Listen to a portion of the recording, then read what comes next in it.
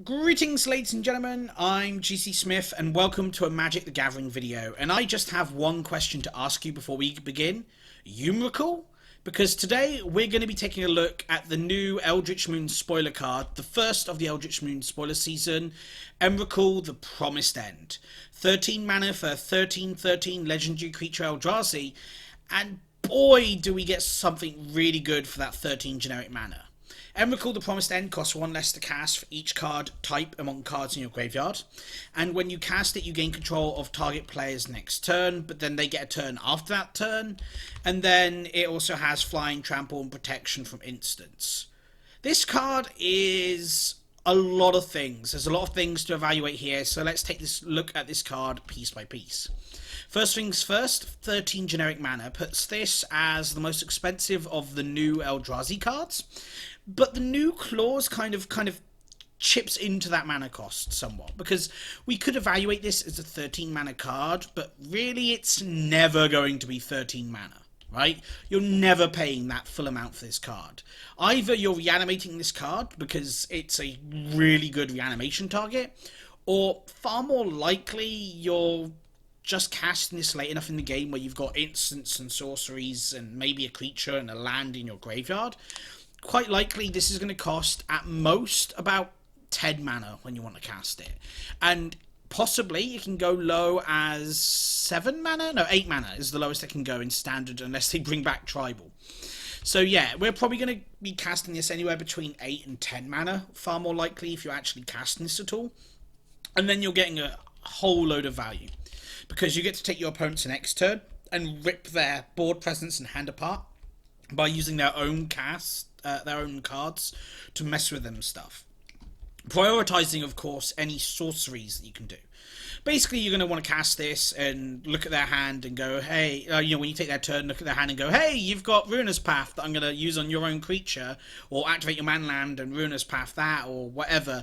Basically, you're going to want to do anything you can to get Ruinous Path out of their hands, or cast it on one of your other creatures because you have another target. Because the last thing you want is your 13/13 flying, trample and protection from instants to get killed almost immediately. Because guess what? You don't get an extra turn with this up immediately, right? You get your opponent's turn, which means Emrakul's not attacking, although you can make creatures attack into Emrakul, which is pretty good.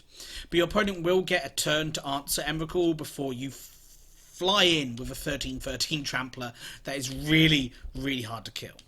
Note, however, this is also counterable, unlike the last Emrakul, so it is possible to answer this thing, though if you're casting it, you still take your opponent's next turn. And depending on what kind of stuff's going on in their hand, you may or may not be able to actually do some damage to their hand and board presence. It really, again, depends on the situation. Quite likely, though, you can mess with things by like casting Planeswalkers and -3 targeting their own stuff, or +1ing and making them draw awful cards. There's just so many different things you can do with messing this card up. But let's say you're not even casting it. Let's say you're not even doing the whole thing where you're getting that cast clause, or the first clause that matters. You're just reanimating it. Well, then you're getting a 13/13 flying trampler with protection from instants. Probably one of the best reanimation targets right now in the format. Maybe below Ulamog, because Ulamog is indestructible. Well, actually, no, it's probably above Ulamog, because while Ulamog can start immediately taking action on their library, Ulamog doesn't really have any inbuilt protection apart from indestructible, which doesn't really matter that much in a format with Anguished Unmaking and Declaration in Stone. And that's another thing you actually have to worry about here, is Declaration in Stone, just exiling it. So there is answers to Emrakul in the format, a lot of them. But boy, I'm looking forward to this card. In fact, I'm probably going to run this card in a control shell. Like with lands, instants, and sorceries, I'm probably going to have this casting at maybe at most 10 mana. And so I reckon it'll be a nice way to end the game, because it's so huge. I don't know. I really want to play around this card myself. I'm going to definitely test as more of the set comes out and we get to see what kind of things are going on. But boy, this card is amazing. And it's not just the card as well. It's the entire story behind Emrakul coming to Innistrad. And I really love the way they've handled it. I know a lot of people out there are kind of disappointed to see Emrakul as the big threat in Innistrad at the moment. People wanted it to be Marit Lage or some other nameless beast. Especially since apparently Emrakul was going to be in a third set of Zendikar, when they changed to the 2-set paradigm per block. So people were expecting there wouldn't be enough chance for Emrakul to be developed into a set. But boy, they've done it really, really well. You know, it hasn't been done the same way as the Eldrazi have always been done before, of, hey, they just like nameless things, or, you know, big heads of hands, and you've got all the fingers, which are the scions, and yeah, it's just crazy, right? This one is true Lovecraftian horror. What Emrakul really should be, being based on Cthulhu, right? You really needed a Lovecraftian horror, and we've gone out of the way. You know, Wizards have gone out of the way to really give us that Lovecraftian horror theme with Emrakul, and it's been done so, so well. Reading today's story, even just chunks and scanning through it, you get this really horrific vibe as Emrakul rises from the depths, and people are like, we're Emrakul, and like basically every word has Emrakul in it. It's crazy, right? You also end up with a, I guess, mutated version of Emeria, because it pretty much has the same silhouette, if I can find an image for it.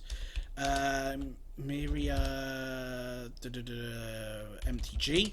So if I can find an image for it, you basically get Bruna and the other angel turning into Emeria, the Sky Shepherd. You know, Emeria as in this massive angel with like the 4 wings and I think 2 heads, or 1 big head. I can't remember quite exactly how it looks at the moment, but boy, like, this image, I'm going to try and get it on the screen when I put this video up, and it's just so disgusting to see what's happened to them as they fuse into this one being in devotion to Emrakul. It's so fun. And then you got like Jace and Tamio are like, I need to, like, well, Jace is like, I need to go and get my friends, and Tamio's like, I'll help you, and yeah, it looks really, really good. I'm really looking forward to this set and looking forward to seeing more spoilers. It's obvious we're getting Liliana as a card, especially as she's like leading all of the world's dead against Emrakul. Like, if you watch the trailer, which by the way, I'm really surprised to see we get a trailer, because they said we wouldn't be getting trailer for small sets in blocks anymore, so it's really nice to see us get one.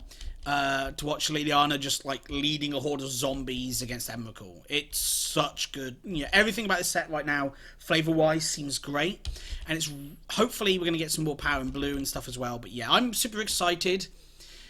So yeah, that's Emrakul. Hopefully you guys have enjoyed this video. Look forward to more spoiler stuff coming to me this spoiler season. I'm going to try and keep on top of it. Hopefully nothing in real life really gets in the way too much, in the sense of nothing stops me filming, even though I do have other stuff to go and do in real life. So yeah, thank you very much for watching, guys, and I'll see you next time.